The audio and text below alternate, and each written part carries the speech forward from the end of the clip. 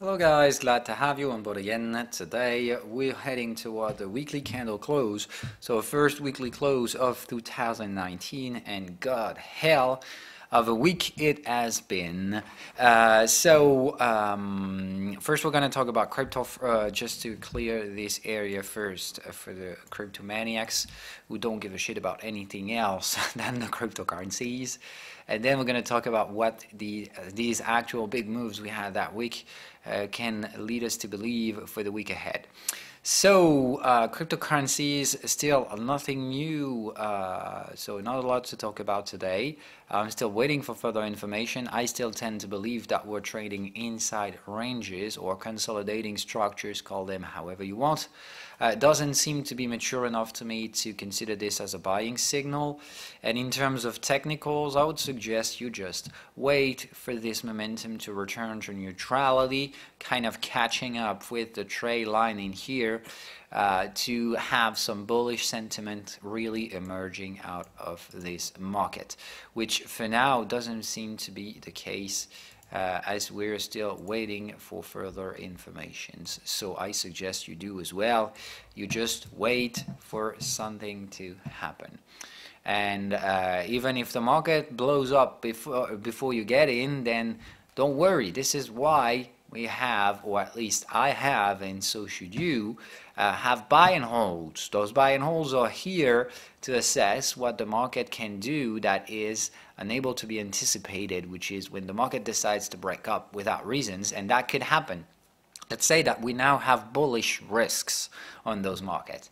For almost a year, we had some bearish risk, downside risk, which means whenever the market sees an unexpected market catalyst or anything like that, we could have had breakdown of major support almost instantly because we were in bearish markets. Now we're ranging, probably before trying to reinstall some bullish sentiment. So at least for now, the risk is to the upside to me. We still have, I would just say the risk is to both sides. But the thing is that with the buy and hold, the downside risk is none of your fucking concern, because even if we go down, it's just going to be short-term moves. Stop hunting things, and obviously this is why you shouldn't put yourself into stop loss at the market for that reason. But if the market decides to break up suddenly without reason, then the buy and hold just takes that money, and this is why we have them. So don't force yourself into getting into early speculative trades, and especially when the informations you have available are not sufficient enough to trigger those trades. So I would say yes, a speculative trade can be taken whenever we'll decide to break through the 160 dollar area, to break through that low volume area, to just set ourselves into the next one, which is going to be $240-$50 area, in which we're probably going to set ourselves for almost for a couple weeks or a month of consolidation before getting into the actual big wave 5 that should lead us to my profit taking area back to 400 to 500. Okay, still that's the plan. If you want to speculate, I still suggest speculation should be done in Ethereum instead of Bitcoins, because this is where we have the best technicals, and this is where I can see the speculators at work, which is also the case in Bitcoin, but in a far less interesting perspective. So you can do both, and I still suggest you just don't do all about Ethereum because I say so. It shouldn't be the case. You should never follow someone blindly, and this is not because I tell you that I'm mostly speculating on Ethereum. Then you have to do as well, and you have to let go with other cryptocurrencies.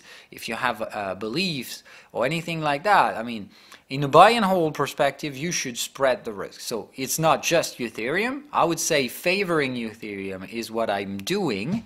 Doesn't mean you have to as well. But I would suggest Ripple, Bitcoin, Ethereum, you should have at least have those three in your portfolio. Then the way you're going to favor one on top of the other is your own personal choices. And if you want to get into more cryptocurrencies, it's also a good choice, not necessarily one I'm following in here, but feel free to do so. Now regarding other assets, I'll be pretty clear. So it was first week of that year, and hell of a week it has been. We've already broken through major yearly level into many assets, especially with the yen, but also some other pairs like AUDNZD, and we had some strong moves. Too strong and too volatile in such short term. So I suggest we just stand by for a bit, waiting for that volatility to drop and to have some technicals back into play.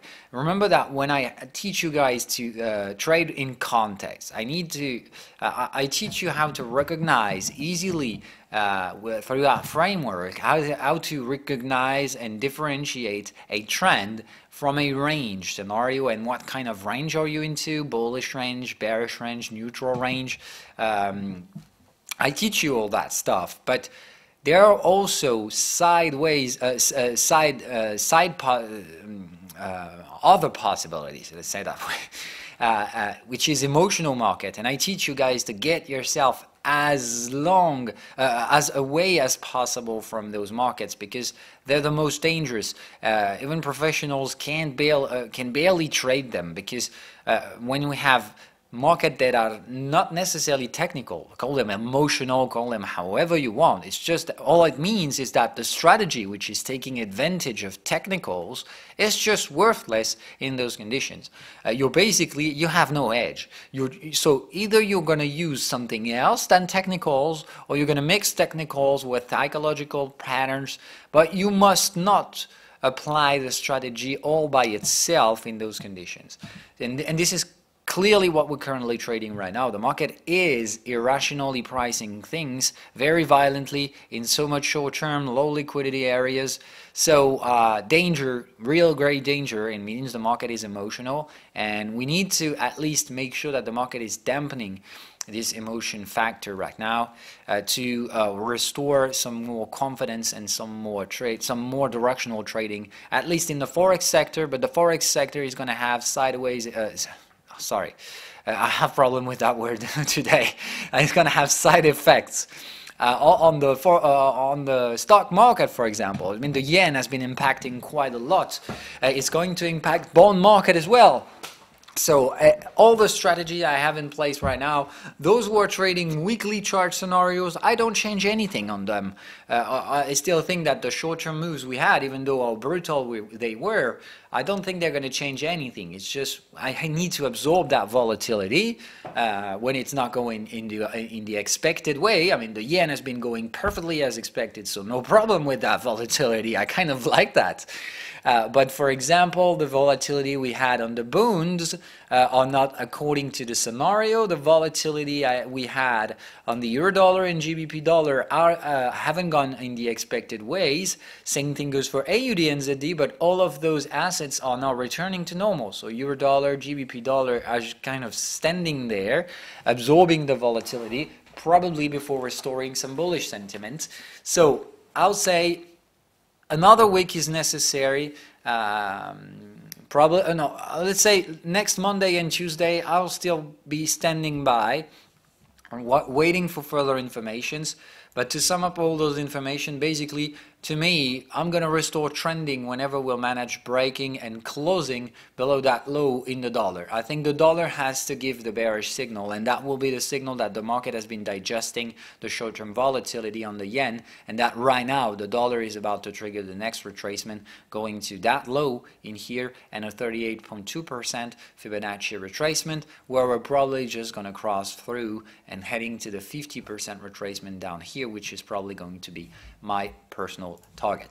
I'll closely have a look at this area, because we could probably have some kind of pullback in here. But remember, I teach you guys to trade in context, and the fucking context is obviously lower than that. So I would suggest we wait, and probably going to have to trade 50 or 61% retracement on the dollar. But there's obviously going to be some kind of sideways action in between. So waiting for this to restore the scenarios. In terms of stock market itself, Tesla is still heading toward new lows, so no problem with that. Bearish gaps in a range, still suggesting that we're gapping at the median price, but we've already been trading those prices, so it's not necessarily, I call that standard gaps or regular gaps. So we're gapping prices area we've been trading before. So this is not the kind of gap we need to close. We don't give a shit about them. It's not like that when we've been gapping down below supports, and that was acting like a strong demand area which we had to retrace up to. Same thing goes for this one. So in here we didn't leave anything behind us, any track. So we can go down, we can go lower than that, and I still expect Tesla to do so in the next few days. Facebook is still holding to its low and the previous tiny but yet interesting buying signal. Same thing goes for NVIDIA, same thing goes for Electronic Arts, so I would suggest we remain bullish on all those assets. We're still bearish trending and trying to catch a falling knife, which is basically all those assets have been trading like bubbles and they're now crashing, but we are more than enough. All those values have been losing 50 to 60%. I mean, NVIDIA is even more than 50. I think NVIDIA is almost 55% down move. Yes, that's it. So NVIDIA almost 60% down. That's enormous. Facebook has been dropping as well. So these are the only guys I'm ready to pick. Those who've been suffering quite a lot, more than enough to consider eventually a counter trend buy. And just to set things really straight, applying the strategy here, what the fuck is that? This is clearly bubble. You can see the trend boxes in here unfolding one to each other multiple times in a row. Then the market is stopping, is ranging. So it means we're getting parabolic, we're losing strength, fuck it, we're surrendering. The market is crashing, so we're trading the crash pattern in here. How do you trade the crash pattern? This is the unexpected move. What anybody in the world can anticipate, but the anticipated traders and aggressive traders like me, who obviously have been chasing for those moves, now they're here, but at some point now everybody is panicking that the market is bear market, reversing whatever shit this is. It's about time to buy. Doesn't mean that we're long-term buying. It's nothing close to this, but it's counter-trend buying for those who like risk. All right, so those who are low-risk profiles, you don't give a shit about those trades. They're kind of trendy, so what you're gonna do instead is wait for the dip to build, and you're gonna sell the ribs. That's how we do, all right? When I say we're bear trending right now, we do. Whoever think this is still trending to the upside on the long run is just wrong. I mean, right now we are freaking fucking bear market. Yes, it can be scary, but that's not the end of the world. We've been having a lot of bear markets already, and we all survived. So we're not gonna die. It's not gonna be street riots tomorrow. Don't believe it that way. Don't scare yourself out there. Okay? Financial sectors knows crisis just like any other sector, and we're probably gonna have a financial crisis in the next few years. That's highly probable. All right. But anyway, don't overestimate things. We're probably going to have side effects in the real economy, but that's always going to be like every recession. We create money, we destroy money, and then we're going to create some money again probably afterwards. So don't think the entire system is going to collapse. That's what everybody thinks at every fucking glimpse of a financial crisis, and yet we've been surviving to every one of them. At least so far. It doesn't mean it's going to happen forever, but you don't want to anticipate such things. So I would suggest, yes, buying in here. The system is the structures is mature enough. We've been falling into waves 1, 2, 1, 2, 1, 2, and I think we're mature enough right now for wave 4, wave 5. I'm still playing this without stop losses, because it's catching a falling knife, and we could very well go there. It's the next area I'm ready to buy something in NVIDIA, but obviously no stop losses in here, no possible.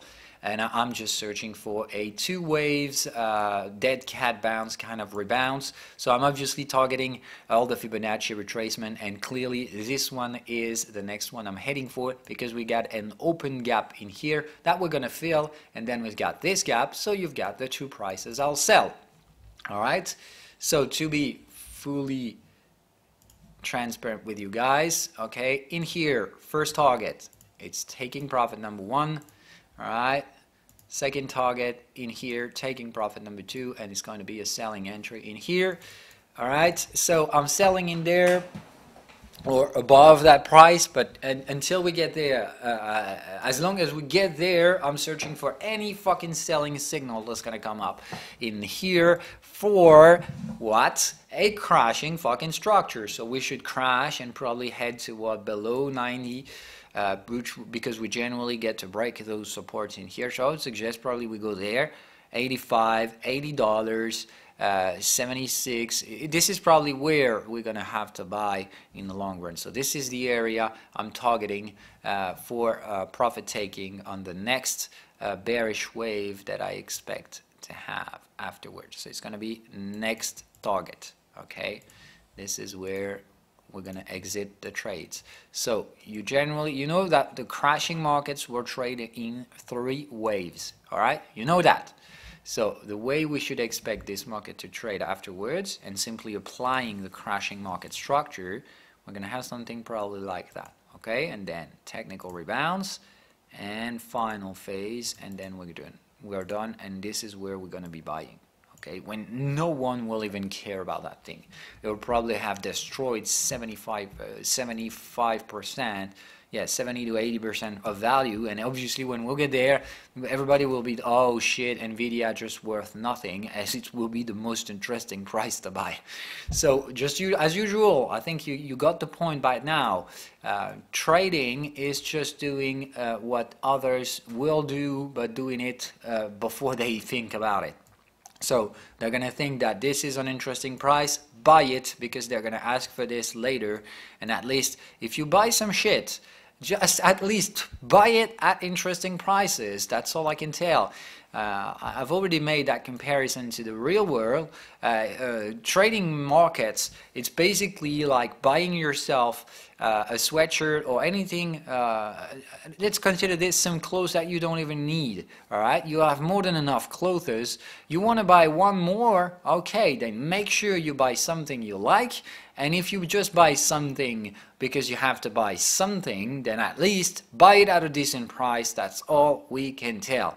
All right. So yes, in terms of portfolio, I'm just doing nothing. AUDNZD is doing quite well. I'm kind of liking what I see today. We're making bullish engulfing of yesterday pretty lower shadow candle. So if we handle this close today to be like that, bullish engulfing, so closing on top of yesterday's high, that will be a pretty decent good signal for AUDNZD to break through and fuck up these bears once and for all. Next, what do we have?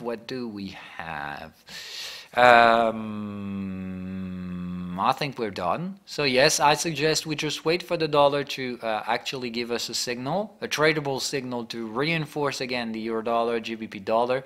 I've been lowering my leverage on those two, so I'm waiting. USD CAD is giving some pretty decent signals.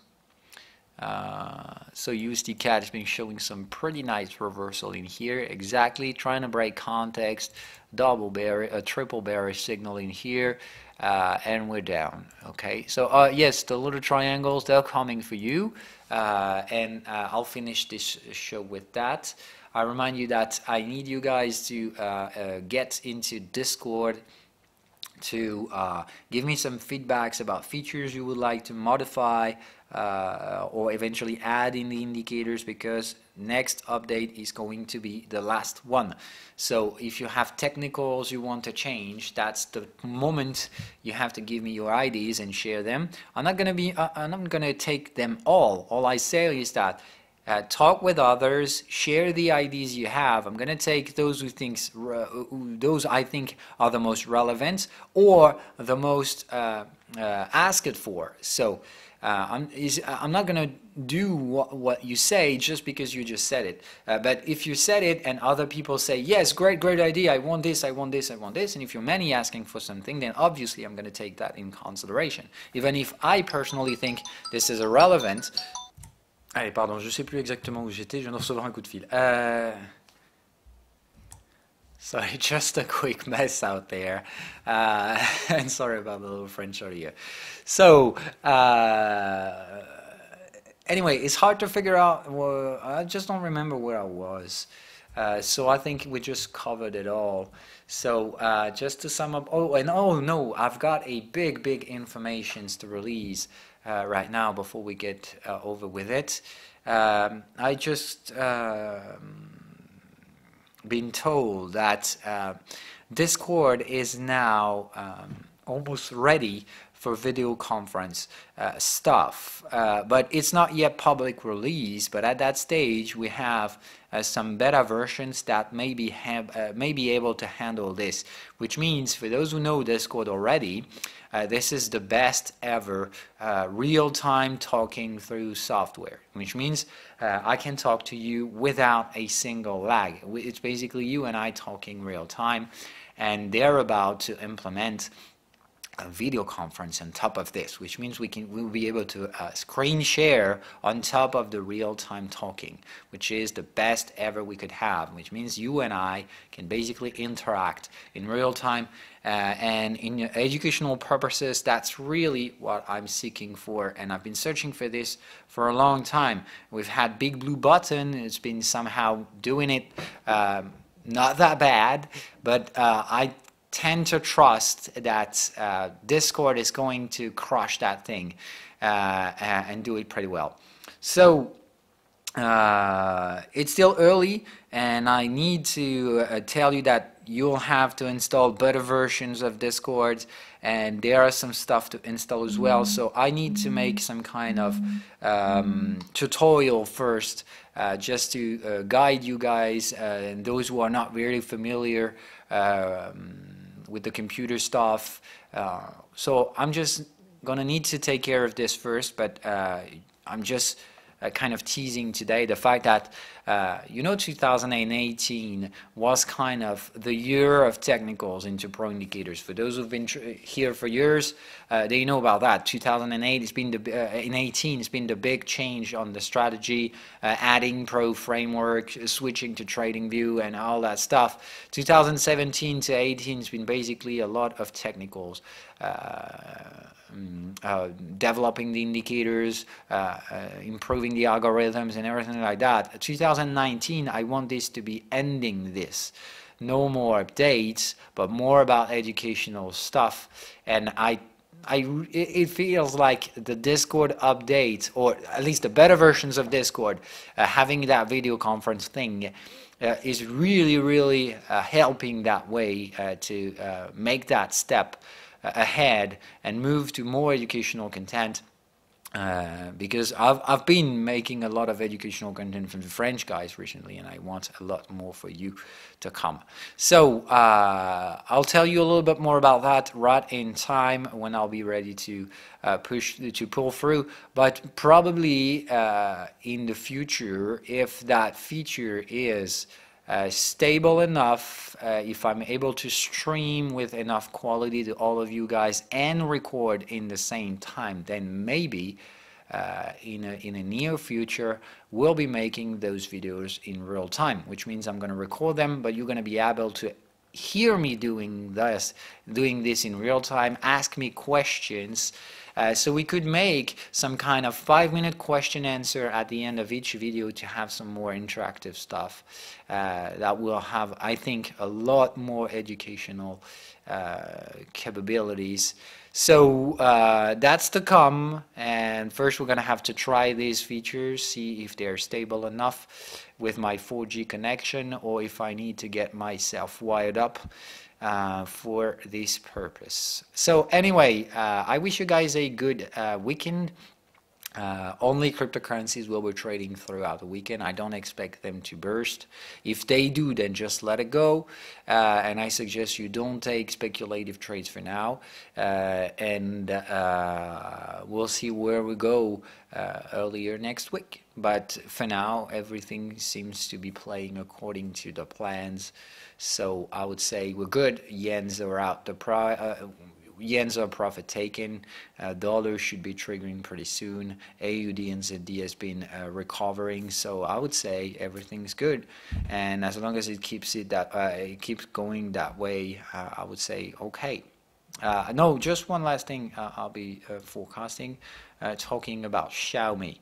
So Xiaomi has been trying to stabilize yesterday out of a range bottom possible structure. You know that I have 2 trades on this asset.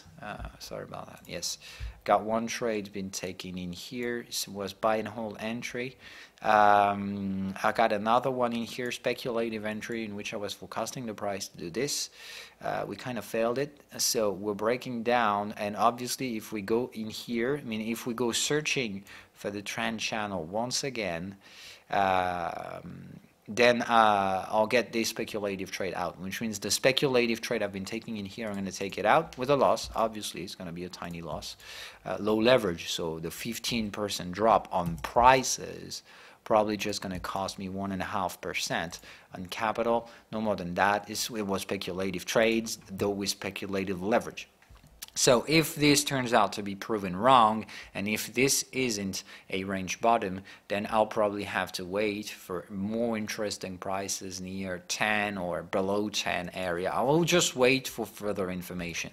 But what we had yesterday is kind of positive. We've been overselling out of support right into context, which means we now have enough history on Xiaomi to kind of assessing that we may have a range building itself in here, and we'll be trading right at support, so we could just try to break through. So going in here is not going to be, it's no market stop loss I have in here. All I have in here is market closing stop loss. If we get there and if we make multiple candle closes, then this will start to become kind of a concern, and I'll need to have to get the fuck out. So I'll say just once per bear close, 1 day, and invalidation alert. Alright, so that's it for today. Bye guys, good weekend, see you on Monday, and we'll see next week if we can restore some intraday trades. As for now, I suggest waiting for further information, waiting for the volatility to kind of drop. Even though we have early signals of that, I'll still tend to believe that for the earlier traders, and those who are still beginning in trading, you should really stay out of this, stay away for a bit, really being patient. Sometimes not trading is the best decision you could take, and currently I think that's the most rational decision to take. Bye bye.